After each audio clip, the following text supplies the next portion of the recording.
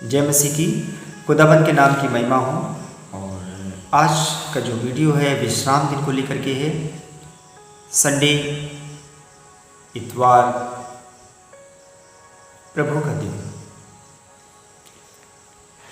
किस तरीके से हमको इस दिन को बिताना है, खुदाबंद के साथ रहना है, जिससे कि हमें उसकी आशीषें हमको मिल सके।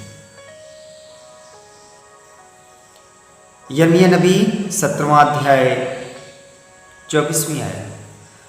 परंतु यदि तुम सचमुच मेरी सुनो, खुदाबंद कह रहा है कि यदि तुम सचमुच इसकी सुनो, यहोवा की ये वाणी है, और विश्राम के दिन इस नगर के फाटकों के भीतर कोई बोझ न लाओ, और विश्राम को दिन को पवित्र मानो, और उसमें किसी रीत का काम काज ना हो। संडे का दिन सबसे ज़्यादा कामकाज है ना। समस्या ऑफिस की छुट्टी, ऑफिस नहीं जाना है, बिजनेस में भी ना जाना हो। संडे का दिन मैं तो चाहता हूँ कि संडे को आप खुदा जैसा बताता है वैसे बिताने की कोशिश करें। इस दौड़ भाग ज़िंदगी में जैसे हम दौड़ रहे हैं, ऐसे खुदा भी अगर हमारे साथ में हमारी अगुवाई करेगा तो इसका प्रतिफल हमारे जीवन में हमको प्राप्त होगा। यशायाह नबी के 58 अध्याय 13वीं आयत। विश्राम दिन का पालन करना।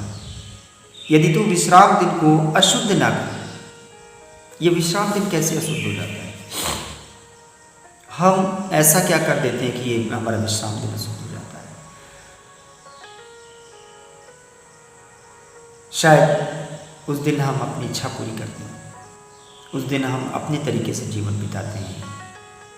कलाम कहता है कि यदि तू विश्राम दिन को अशुद्ध ना करे, अर्थात मेरे उस पवित्र दिन में अपनी इच्छा पूरी करने का यत्न ना करे, और विश्राम दिन को आनंद का दिन और यहोवा का पवित्र किया हुआ दिन समझकर माने, यदि तू उसका सम्मान करके उस दिन अपने मार्ग पर ना चले, अपनी इच्छा पूरी ना करे, अपनी ही बातें ना बोले, तो तू यहोवा के कारण सुखी होगा, और मैं तुझे देश के ऊंचे स्थानों पर चलने दूंगा। मैं तेरे मूल पुरुष याकूब के भाग की उपज में से तुझे खिलाऊंगा, क्योंकि यहोवा ही के मुख से ये वचन निकला है।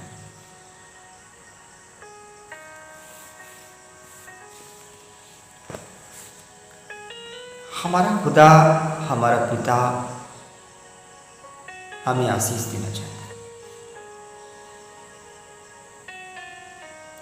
लेकिन उसकी कुछ कंडीशन है।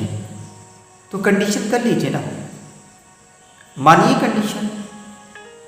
हम देखते हैं कि हमारे बिजनेस में भी कुछ कंडीशन होती है। हम घर में बताते हैं बेटा काम तो करना ही पड़ता है।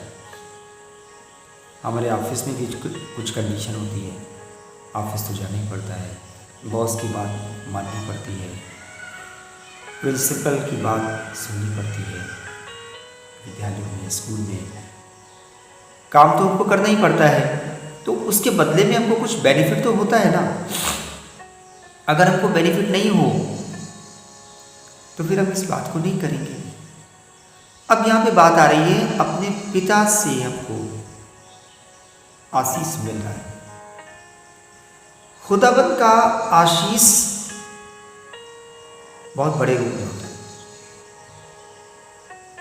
आप बीमार नहीं, आप अच्छे से कामकाज को कर पाएंगे, अपने सारे कामकाज को निपटा देंगे, आप में आर्थिक तंगी नहीं है, हमारे खुदा ने आपको आशीष दिया है, आप जल्दी प्रोग्रेस करें।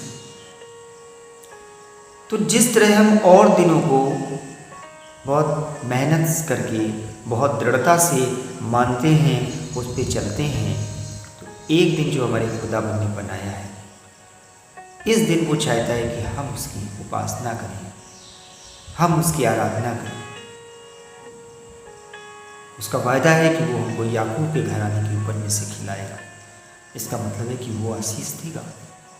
उसने कलाम में कहा है, उसने कलाम में ये भी कहा है कि ये मेरे ही मुख से निकला हुआ वचन है। इस उपवास में हम अपने आप को अशुद्ध ना करें। अशुद्ध कैसे हो जाते हैं? जब हम अपनी इच्छा पूरी करते हैं, कलाम की बातों को नहीं सुनते हैं, या ये सोच लेते हैं अरे खुदा तो जानता है, खुदा सब देख रहा है, वो सब जानता है, काम तो जरूरी है ना।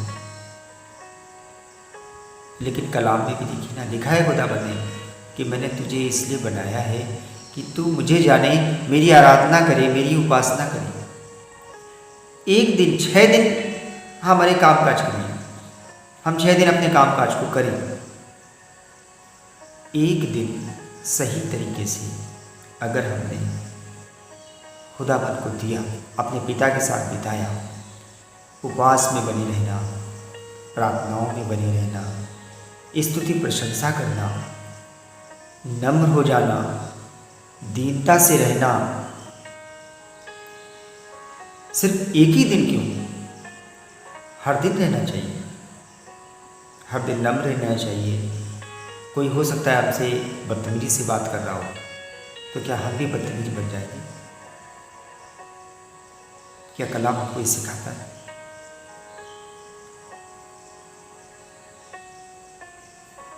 आपको कोई बुरी तरीके से बात कर रहा है तो क्या हमें बहुत तेज झुंझलाहट हो जाएगी? क्या बहुत तेज गुस्सा आ जाएगा? तो नम्र और दीन अपने आप को करना है, दूसरों को मदद करना है। सिर्फ उपवास का यही पार्ट तो नहीं है, उपवास का एक दूसरा पार्ट भी है, किसी की मदद करना है, आर्थिक मदद भी करना है, क्योंकि खुदाबंद ने हमको मजबूत बनाया है। इसलिए नहीं करना है कि हम बड़े काबिल हो गए हैं या हम कर सकते हैं, हम सब नहीं, मैं नहीं, हमारे खुदाबंद ने हमको आशीष दिया है। हमारे खुदाबंद ने हमको बढ़ाया ही इसीलिए कि हम अपने विश्वासी भाइयों की मदद करें। हम कपड़े से मदद कर सकते हैं, हम बहुत सारे तरीके से, अगर हमारी इच्छा है तो क्या हमारे इन सब चीज़ों को हमारा खुदाबंद देख नहीं रहा है, हमारे जीवन को देख नहीं रहा है, हमें आशीष नहीं देगा? क्यों नहीं देगा? आप 1-2 लोगों के साथ करेंगे तो वो आपको उससे ज़्यादा देगा। कहता है ना, परख कर देखो, आसमान की झरोखे ना खोलते, उसको परखना है। किसी भूखे को खाना खिलाना, किसी प्यासे को पानी पिलाना। कहते हैं मैं तेरे दरवाजे आया, तूने मुझे पानी नहीं पिलाया, क्योंकि तू बहुत जल्दी में था। हो सकता है तू बहुत जल्दी में हो, तुझे ऑफिस जा रहा है, तू बिजनेस में जा रहा है, और अचानक एक गरीब आदमी आ जाता है, 10 रुपये की जरूरत है, 20 रुपये की जरूरत है, उसने उसे झटक दिया, आप उनको दे रहे नहीं, देख नहीं रहे हो मैं जल्दी में ऑफिस में हूँ। तो नम्र होने का मतलब ये, आप नम्र होइए, आप दीन होइए, अशुद्ध मत करिए। आप जैसे ही खुदाबंद के पास आएंगे, शैतान कभी नहीं चाहता है कि आप पिता से आशीष पाएं। शैतान का पहला काम ये है कि आपको वो आपके पिता से दूर करना चाहता है।